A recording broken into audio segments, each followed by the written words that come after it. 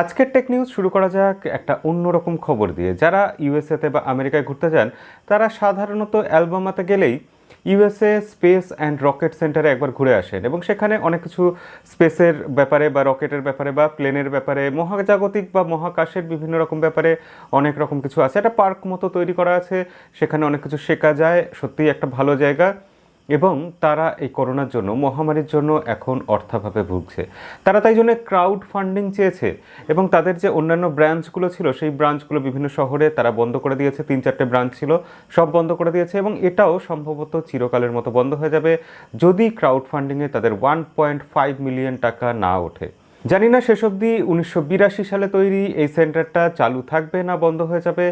তবে যেটাই হোক, বোঝা যাচ্ছে যে এই মহামারীটা চারিদিকে কতটা মারাত্মক প্রভাব ফেলেছে। প্রতিদিনের টেক নিউজেই কিছু না কিছু খবর থাকে যেগুলো বাদ দিয়ে দিতে হয়, কারণ টেক নিউজ না হলে বিশাল বড় হয়ে যায়। গতকাল যে দুটো খবর বাদ দিয়ে দিয়েছিলাম সেই দুটো খবর দিয়েই আজকে টেক নিউজ শুরু করা যায়। প্রথমে বলবো গুগলের পিক্সেল ফোনের কথা। পিক্সেল 4a ফোনটা লঞ্চ হয়ে গেছে, ভালোই দামে লঞ্চ হয়েছে। আমাদের এখানে আসবে অক্টোবর মাসে, এটা আগে আপনাদের টেক নিউজে জানিয়েছি। কিন্তু সেই পিক্সেল 4a 4G ভেরিয়েন্ট, তার যে 5G ভেরিয়েন্টটা বেরোবে এবং পিক্সেল 5 যে ফোনটা, এই দুটো ফোন লঞ্চ করবে, গ্লোবালি লঞ্চ করবে অক্টোবর মাসের 8 তারিখে। এটা নতুন লিক থেকে জানা যাচ্ছে। সেক্ষেত্রে অক্টোবরের আগে পিক্সেলের ব্যাপারে আমাদের হাত দেওয়া, হাত ছোঁয়ানোর কোনো রকম জায়গা নেই। এবং পিক্সেল 4a ফোনটা আমারও ইচ্ছা আছে খুব রিভিউ করার, কারণ এর ক্যামেরা যেরকম যতটুকু দেখছি আমি চারদিকে রিভিউ মনে হচ্ছে আউটস্ট্যান্ডিং পারফর্ম করবে। শুধু এটাই পরীক্ষা করার জন্য একবার অবশ্যই এই ফোনটা আমার নেওয়ার ইচ্ছে আছে। এর বাইরেও গুগলের পিক্সেল ফোনের তরফ থেকে একটা বড় সড়ো লিক এসছে।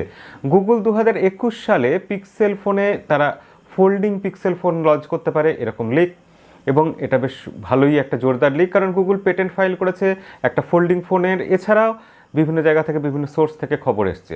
সব বড় বড় কোম্পানি ফোল্ডিং ফোনের পিছনে ছুটছে, হুয়াওয়ে থেকে আরম্ভ করে স্যামসাং পর্যন্ত। হয়তো অ্যাপেলও আগামী দিনে ফোল্ডিং ফোন নিয়ে আসবে, কারণ ফোল্ডিং ফোনই ভবিষ্যৎ। সেক্ষেত্রে গুগলও পিক্সেল ফোন নিয়ে আসলে অ্যাপেল একা না নিয়ে এসে মনে হয় না আর বেশি দিন থাকতে পারবে। স্যামসাং গ্যালাক্সি M51 যে ফোনটাতে আমরা জানি 25 ওয়াটের চার্জার হবে, ব্যাক সাইডে 64 মেগাপিক্সেল ক্যামেরা হবে, যে ফোনটাতে অ্যামোলেড ডিসপ্লে থাকবে, সুপার অ্যামোলেড ডিসপ্লে, যেখানে প্রসেসরও ভালো থাকবে, কোয়ালকম স্ন্যাপড্রাগন 730 প্রসেসর থাকছে। সেই ফোনটা যেটা টপ ভেরিয়েন্ট হবে তাতে 8GB র্যাম থাকবে এবং সেই ফোনটা GCF সার্টিফিকেশন সাইটে লিস্টেড হয়ে গেছে। অর্থাৎ স্যামসাং গ্যালাক্সি M51 খুব শিগগিরই আসছে। এটা বোঝাই যাচ্ছে। কবে আসছে সেটা শুধু দেখার কিছুদিন অপেক্ষা, এবং সবার আগে লিক পাওয়ার জন্য জানেনই তো কী করতে হবে। আমাদের চ্যানেলে সাবস্ক্রাইব না করে থাকলে অবশ্যই সাবস্ক্রাইব বাটনটা আর বেল আইকনটা প্রেস করে দেবেন। এবার পরের খবর ইনফিনিক্সকে নিয়ে। না, ইনফিনিক্সকে নিয়ে খবর মানেই ফার্স্টেই স্কিপ করে যাবেন না। ইনফিনিক্সকে নিয়েও কখনো ভালো খবর হতে পারে। ইনফিনিক্স শেষ অবধি তাদের হিলিও P22, তাদের হিলিও A25 এইসব চিপসেট ছেড়ে বোধহয় বেরিয়ে আসলো, কারণ ইনফিনিক্সের আগামী দুটো ফোন লিস্টেড হয়েছে গুগল প্লে কনসোল থেকে। আমরা সেটাকে স্পট করতে পেরেছি। সেই দুটো ফোনের মধ্যে একটার নাম ইনফিনিক্স 08। এই 08 নাম মানে কি লজিকে একটা কোম্পানি একটা ফোনের নাম 08 দিতে পারে সেটা আমি তো বুঝতে পারিনি। আপনার যদি মাথায় কোনো রকম কোনো যুক্তি আসে এটার সম্পর্কে, কিছু আন্দাজ করতে পারেন কেন দিয়েছে, অবশ্যই সেটা কমেন্টে লিখে জানাবেন। তো যাই হোক, ইনফিনিক্স এই 08 এই ফোনটাতে কিন্তু ভালো অনেক কিছুই থাকছে। এখানে মিডিয়াটেকের হিলিও G90T প্রসেসর থাকবে, যে প্রসেসরটা গেমিংয়ের জন্য ভালো প্রসেসর। মিডিয়াটেকের তরফ থেকে আমার মতে এখন অবধি এটা সেরা প্রসেসর, এবং 4G প্রসেসর হিসেবে বলছি অবশ্যই, 5G প্রসেসরের কথা বলছি না। তো সেই প্রসেসর দিয়ে ইনফিনিক্স প্রথমবার কোনো ফোন নিয়ে আসছে, এবং এদের যে ডিসপ্লে থাকবে সেখানে 90 হার্টজ রিফ্রেশ রেট সাপোর্ট করবে, ফুল HD+ ডিসপ্লে হবে অবশ্যই, এবং সেখানে ব্যাক সাইডে 64 মেগাপিক্সেল প্রাইমারি ক্যামেরা থাকছে, যেটা সনির ক্যামেরা থাকবে। কি অদ্ভুত ব্যাপার! ইনফিনিক্সের ফোনে এত ভালো ভালো স্পেসিফিকেশানস কী করে থাকতে পারে? এখানে 4000 mAh ব্যাটারি এবং 30 ওয়াটের ফাস্ট চার্জার থাকছে, এটা লিক থেকে আমরা জানছি। এখানে 180 হার্টজের টাচ স্যাম্পল রেট থাকছে, এবং ফ্রন্ট সাইডে থাকছে দুটো ক্যামেরা, 5 হোলের মধ্যে দুটো ক্যামেরা থাকবে, যেটা 44 মেগাপিক্সেল প্রাইমারি সেন্সার এবং আরেকটা থাকছে 8 মেগাপিক্সেলের ওয়াইড অ্যাঙ্গেল লেন্স। সেক্ষেত্রে ইনফিনিক্সের ফোন এরকম স্পেসিফিকেশনসে আসলে এটা চমকে উঠতেই হয়, এবং আরও আপনি চমকে যাবেন এর দাম শুনলে। এটা এখনও কোনো কনফার্ম খবর নয়, গুজব বলছে যে এই ফোনটার দাম নাকি প্রায় $500 হতে পারে। $500 মানে বুঝতে পারছেন, ইন্ডিয়াতে প্রায় 37,000 রুপি, বাংলাদেশে 40,000 টাকার উপরে একটা ইনফিনিক্সের ফোন। এটা কি হতে পারে? অবশ্যই এরকমও হতে পারে, গ্লোবাল ভেরিয়েন্ট একরকম দামে লঞ্চ করলো, ইন্ডিয়া বাংলাদেশের জন্য ইনফিনিক্স এই ফোনটা হয়তো কম দামে। আপনারা কি বলেন, এই ফোনটা 20,000 রুপি বা 28,000 টাকায় যদি আসে আপনারা নেওয়ার ব্যাপারে কি আগ্রহ দেখাবেন? ইনফিনিক্সের আরও একটা ফোন ইনফিনিক্স হট 10, সেই ফোনটাও খুব শিগগিরই আসতে চলেছে, সেটাও গুগল প্লে কনসোলে লিস্টেড হয়ে গেছে এবং সেই ফোনটাতে আমরা জানছি যে HD+ ডিসপ্লে আছে। সেই ফোনটাতে ইনফিনিক্সের মতোই অনেক কিছু আছে, মিডিয়াটেকের হিলিও G70 প্রসেসর আছে, যেগুলো ইনফিনিক্সের সাথে মানায়, ঠিক সেরকমই কনফিগারেশন। এবং তবুও যদি এটা ঠিকঠাক দামে আসে ফোনটা খারাপ হবে না, কারণ মিডিয়াটেকের হিলিও G70 প্রসেসর পুরনো প্রসেসর, একটু দুর্বল প্রসেসর হলেও কম দামি ফোনের জন্য, বাজেট ফোনের জন্য এটা ভালো প্রসেসর হতে পারে। সেক্ষেত্রে ইনফিনিক্স এই ফোনটাতে সিঙ্গেল পাঞ্চ হোল ডিসপ্লে সহ কীরকম ফোন নিয়ে আসে ক্রমশ আমরা জানতে পারবো এবং অবশ্যই আপনাদের সব ক্রমশ জানাবো। গতকালের টেক নিউজে আরও একটা খবর বাদ চলে গেছিলো, সেটা হচ্ছে iQoo 5 এর ব্যাপারে। iQoo 5 আপনাদের আগেই টেক নিউজে বলেছিলাম একটা সিরিজ হবে, তার মধ্যে iQoo 5 Pro নামে একটা ফোন আসবে এবং নর্মাল একটা iQoo 5 নামে আসবে এবং হয়তো ভবিষ্যতে আরও ফোন আসবে। তো যাই হোক, যেটা 120 ওয়াটের একটা চার্জার সহ ফোন আসবে বলে আমরা এতদিন শুনেছিলাম, সেই ফোনটা iQoo 5 Pro হবে। আর যেটা 50 ওয়াটের বা 65 ওয়াটের চার্জার দিয়ে আসবে আরেকটা ফোন, সেটা হবে নর্মাল iQoo 5 ফোন।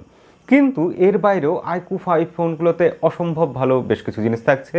প্রথমত, লিক থেকে আমরা যেগুলো জানতে পাচ্ছি সেগুলো আপনাদের সাথে একটু শেয়ার করে নিই। এই ফোনটাতে একটা বড় সড়ো ক্যামেরা সেন্সর থাকছে। লিক বলছে যে এটাতে নাকি স্যামসাংয়ের GN1 অর্থাৎ 50 মেগাপিক্সেলের ক্যামেরা সেন্সর থাকবে, যেটা স্যামসাংয়ের ফ্ল্যাগশিপ ফোনে ছিল। 120 ডেসিবেলের হাই রেজ অডিও সাপোর্ট থাকবে, কিন্তু দুঃখের খবর এটাই যে এখানে 3.5mm জ্যাক থাকছে না। iQoo যে একটা ভিডিও শেয়ার করেছিল সেটা থেকে আমরা দেখতে পাচ্ছি যে ফোনটার উপরে বা নিচে কোথাও 3.5mm জ্যাকের কোনো পোর্ট নেই, কোনো গর্ত নেই। সেক্ষেত্রে এটা একটা বড় মিস হবে। যদিও এই ফোনটার ডিসপ্লে অসাধারণ কার্ভ ডিসপ্লে থাকছে, 90 হার্টজের রিফ্রেশ রেট যুক্ত একটা অ্যামোলেড প্যানেল, ভালো ফোন হবে মনে করা হচ্ছে। কোয়ালকম স্ন্যাপড্রাগন 865 প্রসেসর দিয়ে অবশ্যই থাকবে এবং দেখা যাক 17ই আগস্ট এই ফোনটা লঞ্চ করবে। ইন্ডিয়া বাংলাদেশে এই ফোনটা আসতে পারে এরকমই এখনও অবধি খবর। সেক্ষেত্রে এই ফোনটা আসলে একটা ফ্ল্যাগশিপ গ্রেডেড ফোন হবে এবং iQoo ফোন যেহেতু, সেক্ষেত্রে ফ্ল্যাগশিপ কিলার ফোন হতে পারে। এটা ফ্ল্যাগশিপ গ্রেডেড স্পেসিফিকেশনস দিয়ে কম দামে ফোন হলে অবশ্যই সেটার ব্যাপারে আমরা আগ্রহ দেখাবো। হুয়াওয়ের খবর শুনতে যারা আগ্রহী তাদের জন্য আজকে একটা ভালো খবর আছে। হুয়াওয়ের তরফ থেকে নতুন processor Kirin processor, Hi Silicon Kirin processor Kirin 1000, সেই প্রসেসরটা সম্ভবত 2020 সালের 5 সেপ্টেম্বরই লঞ্চ হয়ে যাবে। কারণ 2020 সালের 5 সেপ্টেম্বর আমরা জানি IFA আছে, ওয়ার্ল্ড বিশ্ব কংগ্রেস যেটা হয় সেরকম একটা ব্যাপার ইভেন্ট হয়, সেটা এবার অনলাইনে হবে, সেটা ফিজিবল মানে ফিজিক্যালি সেখানে কোনো রকম ইভেন্ট হবে না। তো সেই অনলাইন ইভেন্টেই এবার নাকি হুয়াওয়ে লঞ্চ করে দেবে তাদের কিরিন 1000 প্রসেসর। হুয়াওয়ে এখন একটু টাফ সিচুয়েশনের মধ্যে আছে, কারণ আমেরিকা যেরকমভাবে ব্যান করছে বা বিভিন্ন দেশে যেভাবে হুয়াওয়েকে ব্যান করা হচ্ছে, তার ফলে হুয়াওয়ের এখন কিরিন প্রসেসর নিয়ে বিশেষ করে ব্যাকফুটে চলে এসেছে। তাদের কিরিন প্রসেসর কে ম্যানুফ্যাকচার করে দেবে এরকম কোম্পানি সেভাবে কিন্তু পাওয়া যাচ্ছে না। TSMC তৈরি করে দিতে পারবে না, স্যামসাং তৈরি করে দেবে না, তাহলে হুয়াওয়ের প্রসেসর কে তৈরি করে দেবে? এটা একটা বড় সড়ো প্রশ্ন রয়েছে হুয়াওয়ের জন্য। দেখা যাক হুয়াওয়ে মতো এত বড় একটা কোম্পানি হুয়াওয়ে তারা কিভাবে এটা সমাধান করে, সেটাও একটা ইন্টারেস্টিং ব্যাপার হতে পারে এবং সেটা দেখার জন্য আমাদেরও খুব আগ্রহ আছে। গেজেটস ডেটার লিক থেকে আমরা জানতে পারছি রিয়েলমির একটা TWS এর বক্স, সেটা লিস্টেড হয়ে গেছে CNIPA সার্টিফিকেশন সাইটে। এই বক্সটা দেখতে অনেকটা রিয়েলমির যেটা একদম কম দামি TWS এসেছিল তার বক্সের মতোই, কিন্তু এখানে টাইপ সি পোর্ট আছে, টাইপ সি চার্জিং পোর্ট আছে, যেটা আগেরবার কম দামি যেটা রিয়েলমির TWS ছিল সেখানে কিন্তু ছিল না, সেখানে মাইক্রো USB পোর্ট ছিল। সেক্ষেত্রে রিয়েলমি আবার একটা নতুন TWS আনবে বোঝা যাচ্ছে, কিন্তু রিয়েলমি TWS বাডস এয়ার 3 বলে একটা কিছু আনবে এরকম কিন্তু কথা হয়েছিল, যেখানে কিন্তু স্পেসিফিকেশনস আরও বেটার হবে, সেটা আরও ভালো কোয়ালিটির হবে এরকম শোনা গেছিলো। সেক্ষেত্রে কি এটাই সেটা হবে যেটা ভালো স্পেসিফিকেশনস দিয়ে রিয়েলমির তরফ থেকে আসবে? আর TWS এর প্রসঙ্গে মনে পড়লো, আমাদের চ্যানেলে একাধিক হয়তো 10টা TWS এর গিভঅ্যাওয়ে খুব শিগগিরই আসতে চলেছে এবং অবশ্যই তার জন্য আমাদের চ্যানেলটা সাবস্ক্রাইব করে রাখবেন। আর এর আগে যে রিয়েলমি TWS এর লটারির কথা গতকালের টেক নিউজেও বলেছিলাম, আজকেও বলছি, খুব শিগগিরই সেটার লটারির রেজাল্ট আপনাদের সামনে নিয়ে আসবো।